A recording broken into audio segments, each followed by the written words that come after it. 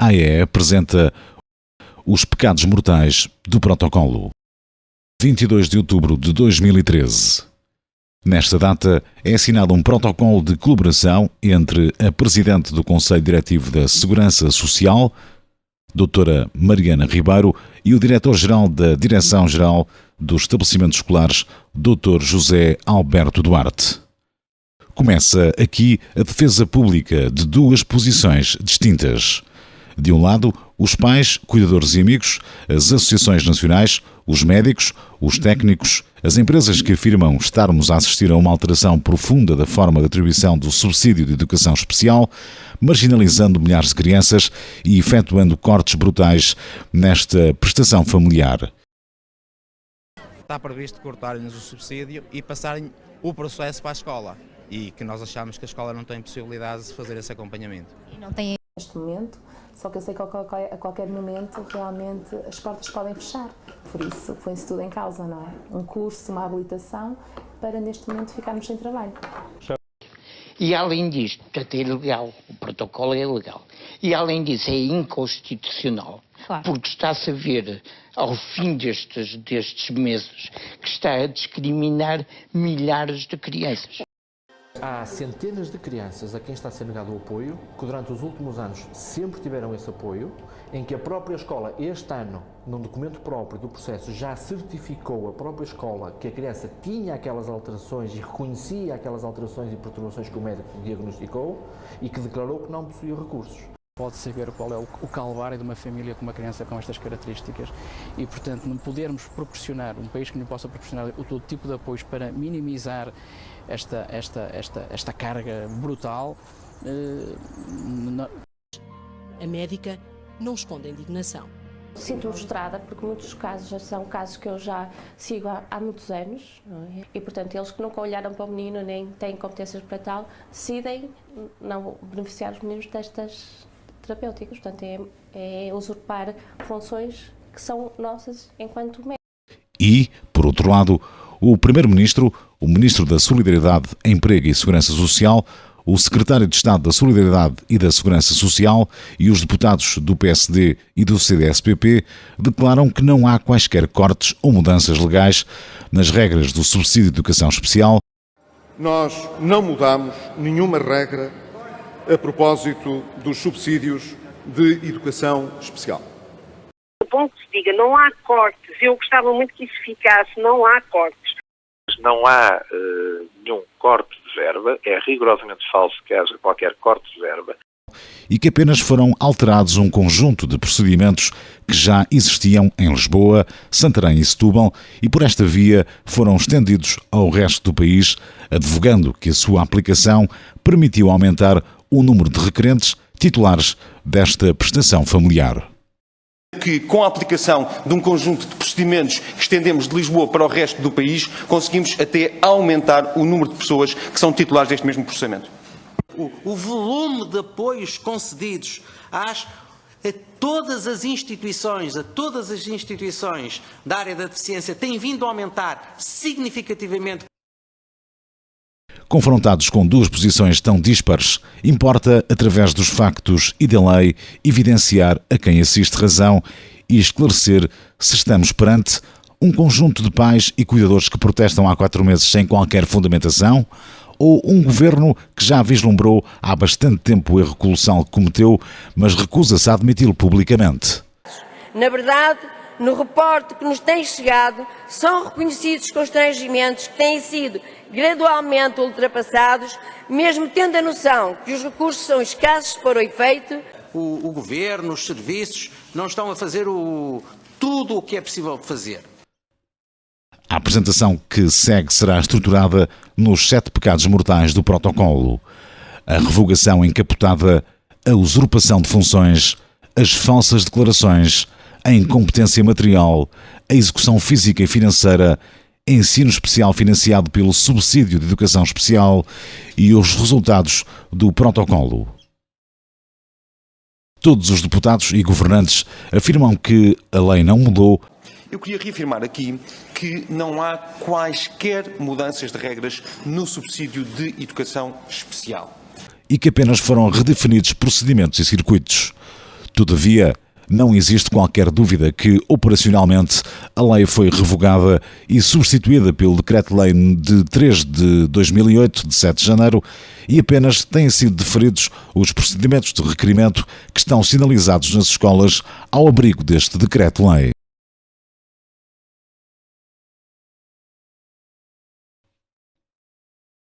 Relativamente à usurpação de funções, interrogamo-nos.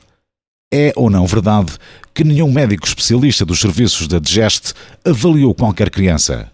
Estaremos a falar de que crime? Estaríamos a falar de usurpação de funções, não usurpação de um título, porque eles não dizem obviamente que são médicos, mas usurpação de funções. É ou não verdade que o processo de devolução dos requerimentos de subsídio de educação especial está a ser implementado com o recurso a profissionais não médicos?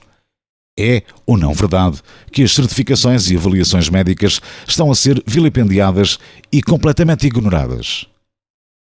A explicitação dos procedimentos adotados e em vigor nos nossos associados e em todas as regiões do país, à exceção de Lisboa e Val do Tejo, são fundamentais para que se perceba, ao contrário do que afirmou o Sr. Deputado Raul Almeida, que havia pontos do país onde os prestadores dos serviços de terapia, de fisioterapia, de ludoterapia, de terapia da fala, portanto, apenas comunicavam à Segurança Social e tinham sem mais autorização para isto. O processo de certificação, avaliação e prescrição está longe de se tratar de um processo de certificação simples.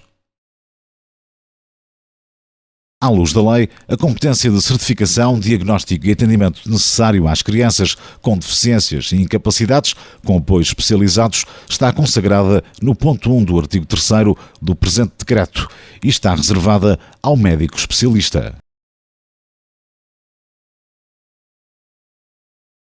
A certificação e atendimento necessário, efetuado pela médica especializada, é concretizada no verso do modelo 5020.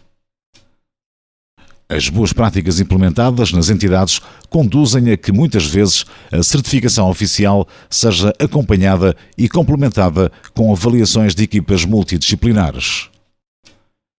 A certificação e avaliação implementada pela DGEST é efetuada do seguinte modo.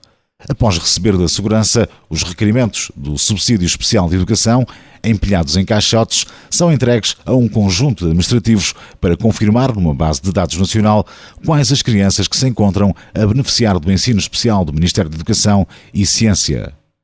Se a criança ou jovem estiver nesta lista e se um funcionário não se enganar, como infelizmente já aconteceu em dezenas de casos, é inserida uma inscrição a lápis a referir se é ou não Decreto-Lei 3/2008.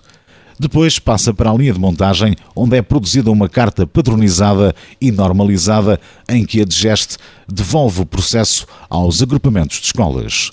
Depois, as direções dos agrupamentos utilizam os expedientes mais diversos, incluindo as mochilas das crianças, para devolverem os processos aos requerentes. Segundo as afirmações do Sr. Primeiro-Ministro no debate quinzenal do passado dia 4 de abril, apesar de afirmar que a lei não mudou, afirma que quem avalia as crianças são técnicos do ensino especial, que efetuam a avaliação. As escolas têm em todos os agrupamentos, para crianças com necessidades especiais, técnicos do ensino especial, para poderem fazer a avaliação. O Sr. Ministro afirma que tem de existir uma certificação clínica por pessoa devidamente qualificada. Práticas que foram testadas desde os anos 80, práticas que eu não me lembro que nenhum partido com assento parlamentar tenha colocado em causa desde, mais uma vez, os anos 80 e que nos parecem muito importantes. São práticas que exigem sempre um acompanhamento e uma certificação clínica por pessoas que tenham essa mesma qualificação. O Sr. Secretário de Estado complementa, no dia 21 de março, em afirmações à Rádio Renascença, a perspectiva clínica do Sr. Ministro e confirma o texto da lei, afirmando que só têm apoios de educação especial as crianças que possuam uma certificação de um médico especialista. Só têm acesso a esses apoios de educação especial as crianças que um médico especialista reconhecer a necessidade desses apoios. Afirma que os processos têm de passar primeiro por uma avaliação dos serviços da educação. Este protocolo vem justamente, como eu acabei de referir, digamos que, remeter, digamos, a análise, essa avaliação das crianças por parte das estruturas educativas. Desta forma. Também, a 21 de março, no Fórum da TSF, a excelentíssima senhora relatora deputada Conceição Pereira confirma que só um médico poderá certificar as necessidades das crianças, acrescentando que não é uma entidade que está a efetuar essa certificação. Apenas o médico poderá atestar sobre os problemas que essas crianças têm. Não é verdade que seja apenas uma entidade ou alguém. O Sr. Ministro referiu aqui no Parlamento e tem repetidamente dito que apenas o médico pode. Novamente, no dia 21 de março, o Sr. Deputado Rui Almeida reitera a imprescindibilidade da certificação médica. A última palavra pertence sempre a um médico, pertence a um clínico. Os médicos, incrédulos com estes procedimentos, denunciaram à Ordem dos Médicos, terminando a sua exposição, solicitando ao excelentíssimo Sr. Bastonário da Ordem que se pronunciasse acerca desta usurpação de competências e atropelo de funções dos médicos, não validação das certificações médicas, a qual coloca em causa a realização normativa e científica das avaliações médicas, postulando nesse sentido medidas que contrariem o abuso de poder instaurado. Sinto-me frustrada porque muitos casos já são casos que eu já sigo há muitos anos, não é? E, portanto, eles que nunca olharam para o menino nem têm competências para tal, decidem não beneficiar os meninos destas terapêuticas. Portanto, é usurpar funções que são nossas enquanto médicos. No seguimento desta denúncia, o Sr. Bastonário declarou-se chocado. Ficamos surpreendidíssimos e chocados com o teor da participação, porque coloca profissionais não médicos a tomarem decisões sobre apoios terapêuticos. Os pais declaram por sua honra que nunca foi efetuada qualquer avaliação clínica aos seus filhos pelos serviços da escola que frequentam ou pela DGEST, Direção-Geral de Estabelecimentos Escolares, e que nunca foram convocados para qualquer avaliação ou processo de certificação médico, clínico e ou pedagógico. Reclamam na DGEST, por este motivo, e publicamente, contestam a devolução de processos sem que haja qualquer intervenção de outro médico especialista, a não ser aquele que certificou primeiro a deficiência. As escolas confirmam que apenas se limitaram a preencher as perturbações e alterações graves e em nada sabem sobre qualquer avaliação, remetendo esclarecimentos para a DGEST. A DGEST ou opta por um silêncio comprometedor ou vilipendia a exclusividade da competência da certificação, afirmando que é necessário considerar as avaliações de natureza médica à luz dos pressupostos e procedimentos do Decreto-Lei 3/2008. Sublinhar que, na esmagadora maioria dos processos de requerimento de subsídio de educação especial, já consta uma declaração dos agrupamentos de escolas onde se atestam as perturbações e alterações graves. Importa alertar que os agrupamentos de escolas já certificaram não possuir os recursos necessários para implementar o atendimento necessário prescrito pelo médico especialista. De resto, a única competência da escola, neste âmbito, encontra-se definida no ponto 2 do artigo 2º do Decreto Regulamentar 14/81, de 7 de abril, onde se reconhece que o direito ao subsídio de educação especial depende da apresentação de declaração, passada pelo estabelecimento de ensino que os alunos frequentam, comprovativa de que esse apoio não lhes é garantido pelo mesmo. Assim sendo, não é possível entender que, passados 4 meses, os agrupamentos e os serviços da DGEST venham assumir e declarar factos diferentes que contrariam informações e garantias prestadas e assumidas. Assiste-se assim a uma adulteração das declarações, afirmando-se que crianças e jovens a quem já tinham identificado e certificado perturbações e alterações graves, num passe de mágica, deixaram de as ter, afirmando-se que a criança ou jovem não tem necessidades educativas especiais. No exemplo em apreço, como podemos verificar, a 9 de outubro de 2013, o agrupamento de escolas certificou as perturbações e alterações graves e, envolvidos cerca de 3 meses, a 6 de janeiro de 2014, os serviços competentes da DGEST alteraram a sua posição, declarando que a criança não possuía necessidades educativas especiais. O artigo 46º, número 1, alineado, do Decreto-Lei número 133/97, de 30 de maio, determina que a gestão das prestações familiares compete aos Centros Regionais de Segurança Social. Seguindo-se o artigo 47º, número 2, que determina que as prestações familiares são requeridas nas instituições ou serviços gestores competentes. Aqui acrescem os artigos 66, 67 e 68 do referido diploma legal, que taxativamente definem que são os Centros Regionais da Segurança Social enquanto entidades gestoras que decidem das decisões de atribuição das prestações, notificam os requerentes da atribuição, montantes das prestações, data de início ou, caso não estejam reunidas as condições de atribuição, as causas de indeferimento. A competência material sobre as decisões não deixa dúvidas à senhora diretora do Núcleo de Prestações Familiares e de Solidariedade, doutora Estrela Amiguinho, que afirmou inequivocamente, no passado dia 7 de abril, no programa Prós e Contras, que competia à Segurança Social decidir sobre os pedidos de subsídio de educação especial, afirmando: há uma coisa que todos devemos ficar cientes aqui, é que o Instituto da Segurança Social terá de pronunciar-se e terá de ferir ou indeferir esses processos.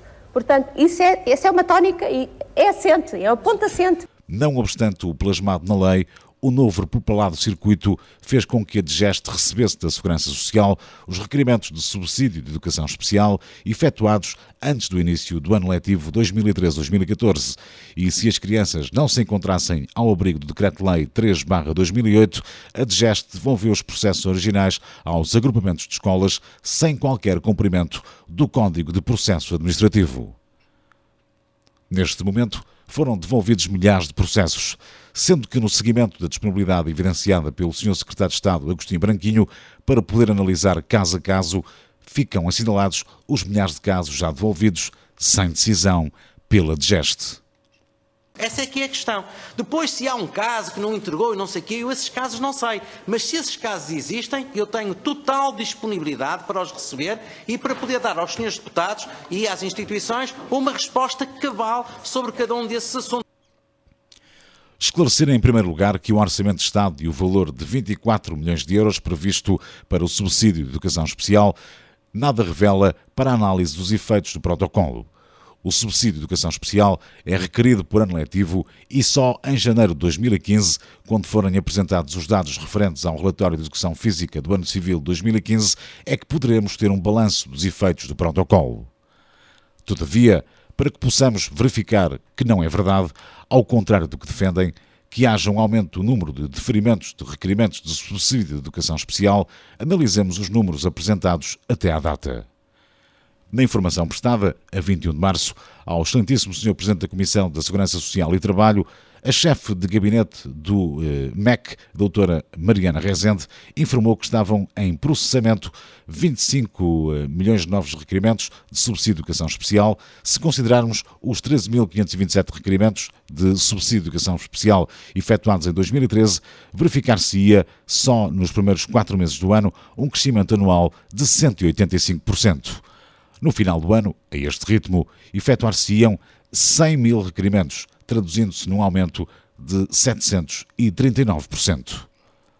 O Sr. Primeiro-Ministro, a 4 de abril de 2014, afirmou no plenário que os valores mensais apresentados no sítio da Segurança Social em setembro de 2014 e dezembro de 2014 se referem a novos processos. Em outubro de 2013, havia 1.500 novos titulares de subsídio que eram alvo, portanto, de subsídio de educação especial, que em dezembro de 2013, após a celebração do novo protocolo que envolveu o Ministério da Educação e a Segurança Social, foram registados 2.875 novos titulares. Nesta perspectiva, para obtermos os valores anuais dos processamentos de 2013, teríamos de somar todos os valores mensais, obtendo, imagine-se, assim um montante global de 53.208 requerimentos. O número total de novos requerimentos, segundo as estatísticas disponíveis no sítio da Segurança Social, foi de 13.527 subsídios de educação especial. Registra-se assim uma diferença de 393%. Na audição de 26 de fevereiro, o Sr. Ministro menciona dados de outros anos letivos que nada relevam para a execução do protocolo, mas, mesmo assim, muito diferentes dos oficiais. Em 2011 tínhamos 11.400 pessoas titulares desta prestação específica. Neste momento, em 2013, já temos 13.000.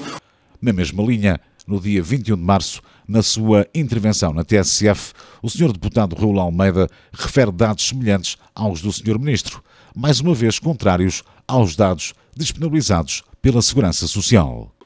Por exemplo, em relação a 2011, em que havia 11.399 titulares com processamento, neste momento temos 12.953.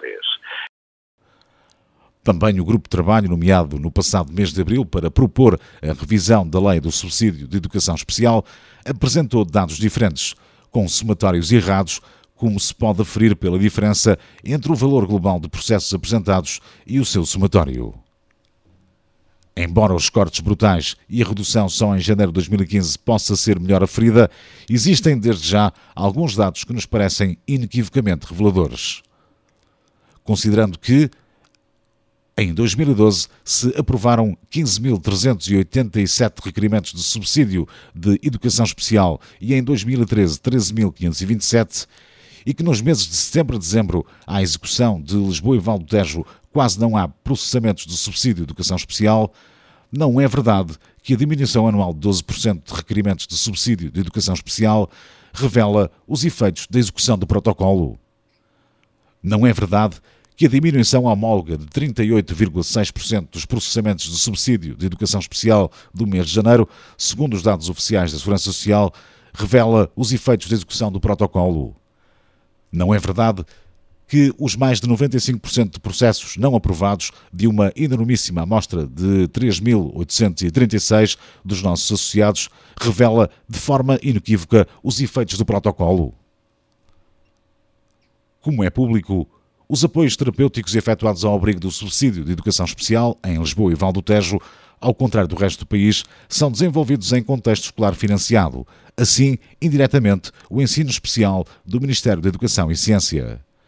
As afirmações do Sr. Ministro da Educação e Ciência e do Sr. Ministro da Solidariedade, Emprego e Segurança Social são inequivocamente reveladoras deste propósito. Uma grande atenção à educação especial e que temos alargado os apoios para a educação especial num conjunto de escolas. É o que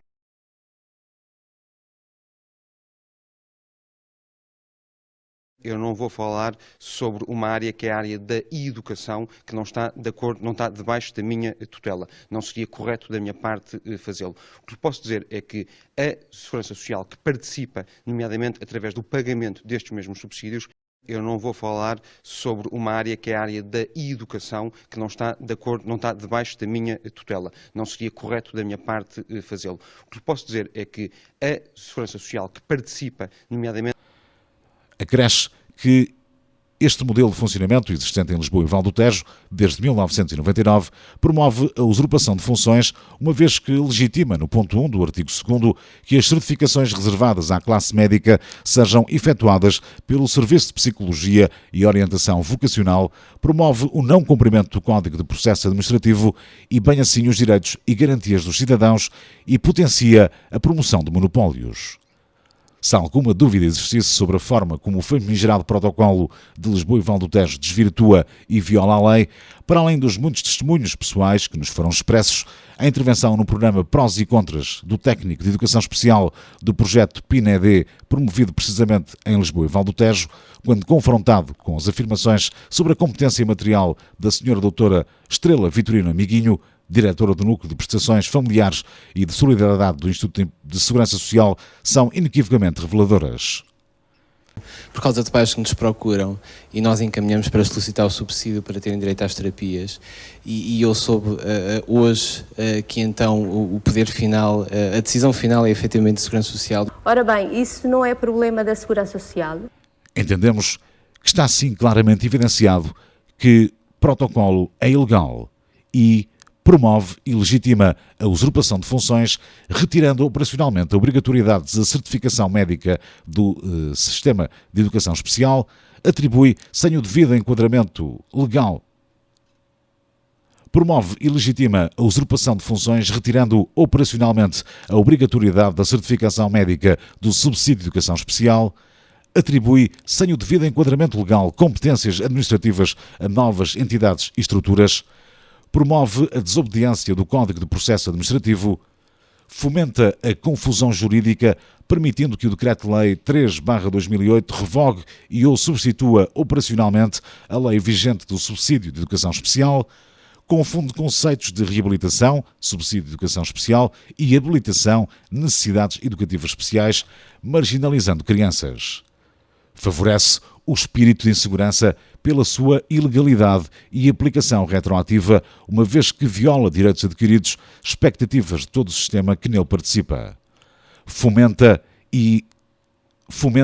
a perspectiva macrocéfala de um país cada vez mais desigual. Por fim, e para que possam avaliar ainda mais da importância de corrigir o erro e promover o fim do protocolo, deixamos-vos algumas reflexões. Qual é o valor económico e humano de cada criança e jovem melhor integrado social e profissionalmente?